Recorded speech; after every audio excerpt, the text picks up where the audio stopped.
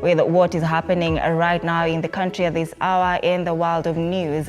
Remember, scores are still being stressed from the current deluge that has marred Nairobi County and several parts of the country. Let's get the headlines. On TV47 News Now, search and possible rescue missions for those who perished as a result of floods occasioned by the ongoing heavy rains underway in various parts of the country. Government urged to extend school holidays in the wake of surging numbers of flood IDPs who have sought refuge in learning institutions. Ningeomba serikali, hii mvua ikiendelea hivyo, it is better tuwe na watoto wetu wakiwa uhai. Tushinde tuambie watoto waende shule wabebo na maji. And President William Ruto arrives in Bulawayo, Zimbabwe ahead of a 2-day state visit to the Southern African nation. All right, TV47 News Now starts now. Thank you so much. My name is Ann Odida. Let's get the top story. Now, floods continue to decimate the lives of hundreds of thousands in the country who have been keenly feeling the effects. In Nairobi and specifically Mathare, the community has come together to help those who have been displaced, even as the search and possible rescue of those missing after the floods continue. Aid groups such as the World Vision has sought to help thousands currently being housed in Mathare North Primary School to ease the burden the floods have brought on their lives. We will be bringing you that story later on in our subsequent bulletins. Now, the government has been urged to consider extending school holidays for 1 week to caution learners from being caught up in the havoc occasioned by the ongoing heavy rains across the country. Thika MP Alice Nganga argued that reopening schools at a time when the heavy rains continue to cause deaths and destruction of property could result in further harm. Speaking in her constituency, the MP noted that extending the learners' holiday by a week will enable the government to monitor the rain situation and prepare for a better and safe return to school formula.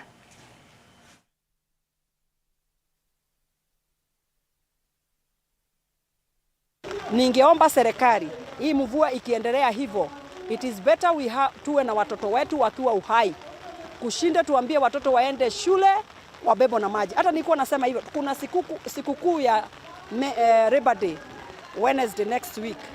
Ningesema ya kwamba mvua ikiendelea hivyo Monday na Tuesday, watoto waongezee wiki ingine moja. Watoto waongezee wiki ingine moja ndio tujue janga la mvua zimeisha na watoto wetu wako safe. Mimi ningesema kwa sababu hata katikati ya wiki tuko na holiday, ningesema hata wiki yote. Naambia mkubwa wa masomo, ukiona mvua inaendelea kama vile watu wa Meteorological Department wanatuambia, wacha tuongezee watoto wiki ingine moja wakae nyumbani mpaka wakati watakuwa safe. Kushinda tuanze kusikia janga ya watoto wakitoka ama wakienda shule. Jana tulikuwa tumeambia waziri wetu wa elimu ya kwamba hata pia mimi achana na watoto wale watafungwa, hata pia mimi na wewe. Ukienda kwa barabara uone uwezi kapita ama maji ni mingi. Niliona pahadi madereva wa matatu na wa basi na wa lori walikuwa wame-underestimate nguvu ya maji. Na walipovuka ile barabara pale ardhi, niliona Nissan iliangushwa mara moja. Nikaona lori ikaangushwa mara moja. Nikaona basi ilikuwa karibu kuanguka. Ningetaka kusema wale ambao wasomaji na wamesoma, wao wanatuambia nguvu ya maji uwezani nayo.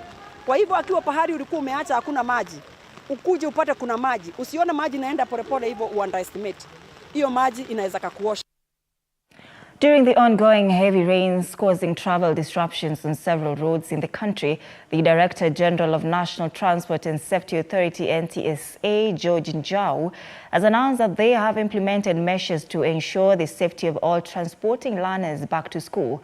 However, Ntsa is urging parents to cooperate with them in preparing the students in advance so that the students do not encounter any difficulty as they go back to school. We are also in a process whereby a lot of roads have been dilapidated, and also to make sure that your vehicles are serviceable as we move from point A to B. As well, our children are now returning back from home to school over the next 1 week. We will be present on the roads to be able to ensure safe passage of our children as they go home. But we also ask parents to please urgently and prepare well in advance for the safe transportation of our children from home to school, especially with now the rains that are taking place. Plan in advance so that we make sure that our children do not encounter any difficulties as they go home from home to school. All right, now BAMBA's Chief Executive Officer, CEO Peter Gitaa Koria, will spend the weekend in the Ethics and Anti-Corruption Commission EACC cells, pending arraignment on Monday of 8.5 million Kenyan shillings procurement fraud. Koria's arrest comes after the DPP earlier Friday concurred with recommendations of EACC to charge him with 8.5 million Kenyan shillings procurement fraud on 18th April 2024. Justice Nduma Nderi quashed Gitaa's suspension and reinstated him back to office. It was among 74 public officers, including CEOs, suspended from office on recommendations of EACC to the head of public service in November 2023.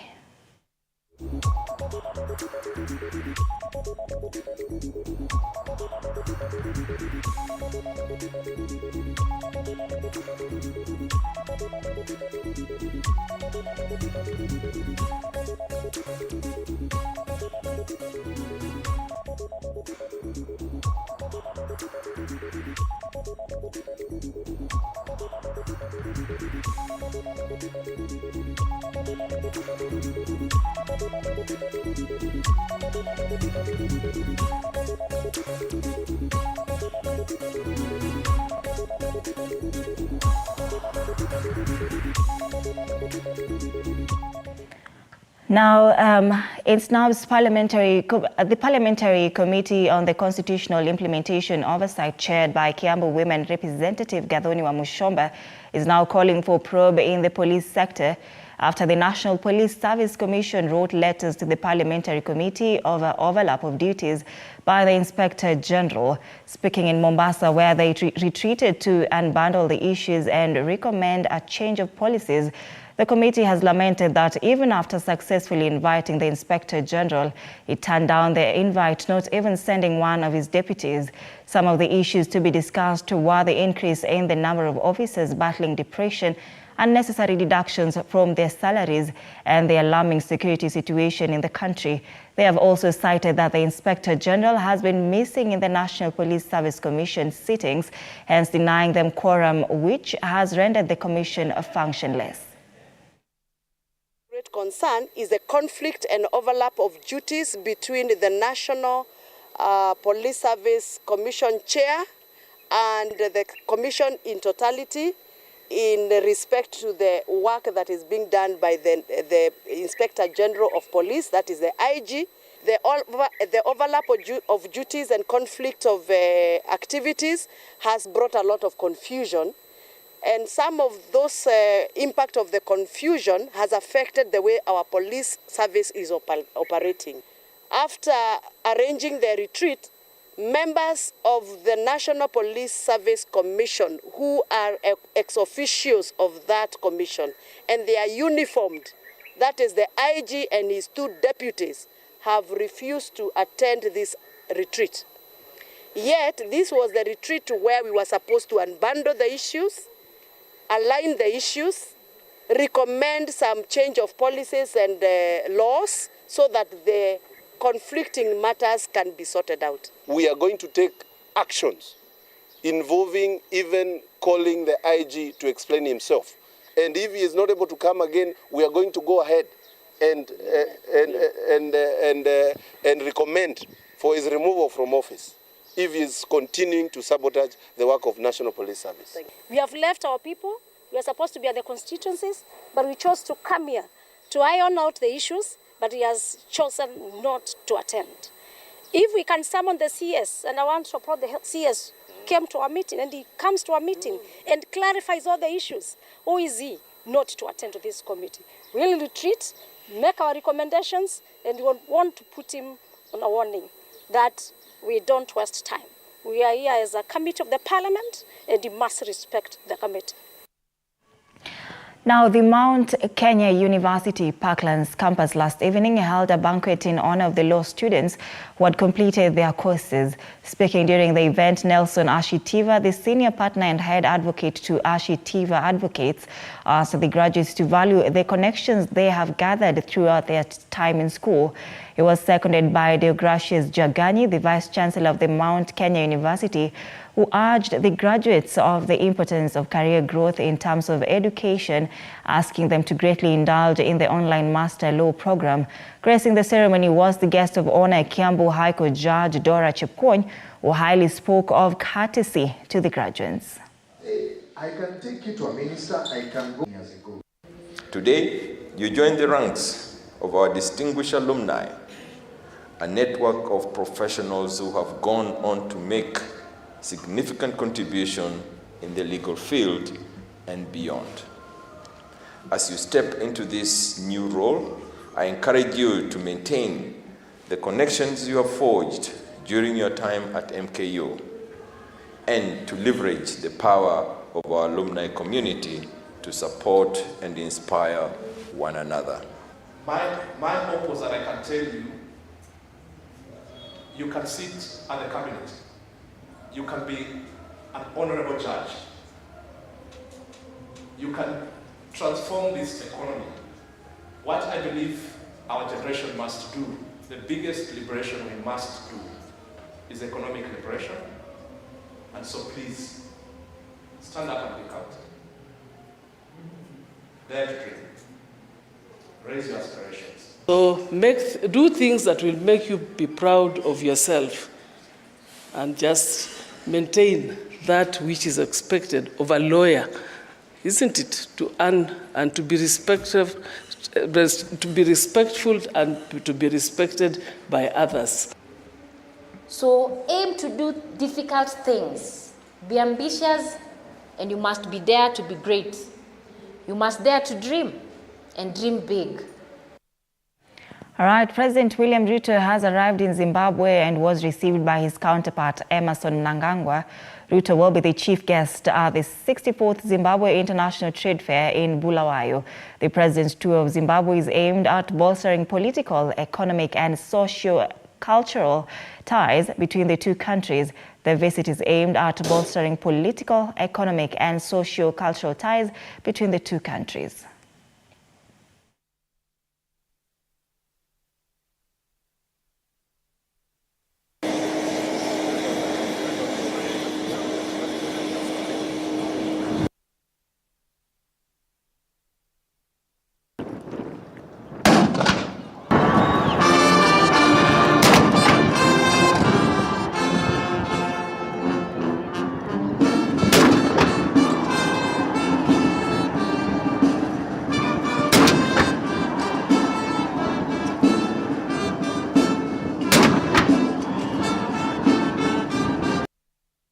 Away from that, Education Cabinet Secretary Ezekiel Machogu has reiterated the need for Africa to give its young population an opportunity for education and training in order to boost their relevance and impact in the community. Speaking during a conference on Partnership for Applied Sciences, Engineering and Technology PASET in Nairobi, CS Machogu said that about 6% of Africa's total population are those aged 55 and above. Machogu has urged African governments to enhance industry participation in training through curriculum development, assessment, internship, and attachment as part of the alignment of knowledge and skills to the labor market. We appreciate you. I support the idea of building a community of practice in forming post-secondary TVET institutions such as polytechnics, technical universities, and universities of technology in promoting skill development. I strongly believe that the initiative is a step in the right direction, which ultimately will go a long way in supporting Africa's industrialization agenda. I fully endorse the key proposals that this forum must come up with, which include the following: enhanced PASET financial resource mobilization strategies for sustainability. The strategies will include member states injecting more funds, securing more donor and development partner funding, deploying research as an investment arm of PASET, and whipping more African countries to join PASET into PASET for sustainability. The forum recommended the need for Africa to invest in its people by training human resources to produce quality research that serves both the public and the private sectors. The forum acknowledged the need for strengthening PASET as a partnership for leveraging TVET in the knowledge and skills ecosystem, and in particular as it relates to emerging technologies to address the fourth industrial revolution in support of Africa's industrialization needs. A section of Mount Kenya leaders led by Azimio principals Martha Karua and Jeremiah Kioni have said the region leaders will meet on the 17th of May next month for the Limuru 3 meeting to articulate issues affecting the Mount Kenya region. During a meeting in Kiambu County, the conveners of the meeting said the meeting will bring together more than 10 political parties from the region in what will be a people-driven process. The leaders further dismissed the meeting that will see the endorsement of the next kingpin of the Mount Kenya region. Deputy President Rigathi Gachagua recently said he is yet to be invited to the meeting despite being the region's foremost senior leader. There is no meeting, and this is why I was very happy with this thing. When I saw it, so the guy doing the presentation will sit. Yes. We are talking about maneno ambayo inatukera sisi wote kama watu wa mlima, na sio kwa sababu sisi pia tukisuruhisha yale ambayo yanatukera, mtaona ya kwamba pia itakuwa tumeleta suruhu hata kwa mambo ambayo yanawakera wa Kenya wote. So it's not that we are meeting in exclusion or anything, but it is that we feel like there are issues that we need to discuss. The Limuru 3 conference, therefore, is a people-driven initiative to discuss matters affecting our people, socially, culturally, economically, and politically. The Limuru 3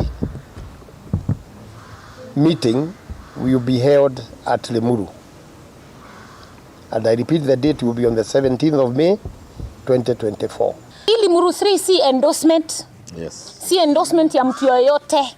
Na hakuna mtu anasikizwa ati weni wa nini, weni wati weni, haina ukubwa. Na hakuna endorsement. More women in the country are being encouraged to embrace careers in science, technology, engineering, and mathematics. Speaking during the commemoration of International Girls in ICT Day here in Nairobi, various speakers have stressed the need for females to join the field, which has for the longest time been considered as a male-dominated field. The organizers of the event have asked the government and other organizations to ensure that more initiatives are put in place to make sure the societal stereotypes is minimized and for ladies to have an encouraging starting point in these careers. This comes as more ladies take interest in the STEM careers and more women-led initiatives are rooting for girls who are interested in the same.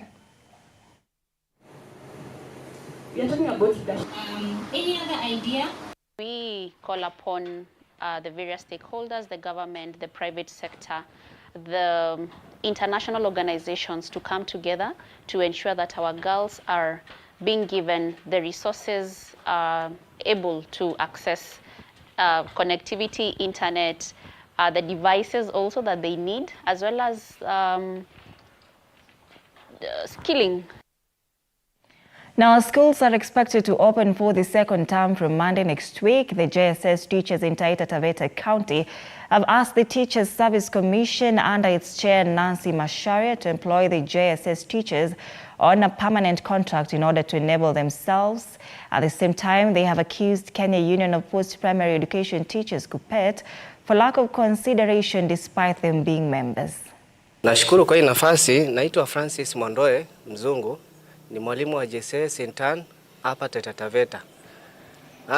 Kama Mugul tuko na issues zinatusumbua na naomba please the serikali watusaidie. Ya kwanza ni kuhusu KUPPET Taita Taveta branch. Tunakatwa pesa, the dues, the KUPPET, but they are not supporting us. Hata kwa games hatuko waona, hata mkono wao hatuko waona pia. Isitoshe, the annual general meeting